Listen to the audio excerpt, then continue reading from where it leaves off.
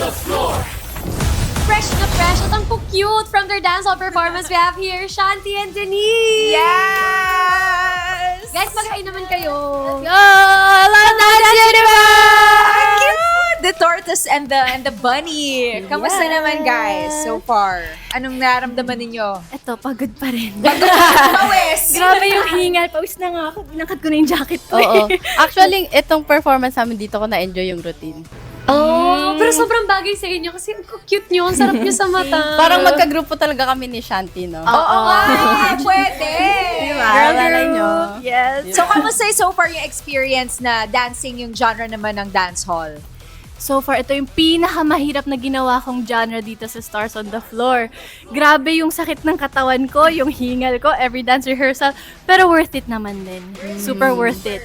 Grabe. Nakita ko din kay Shanti yung ano niya dito, yung pag-push niya talaga. Kasi True! sa past episodes niya, parang mga ano lang eh, softy, girl. lang. Dito nalabas niya yung ibang Shanti, yung super bomba Shanti. Thank you! Yes, ganon. Thank you.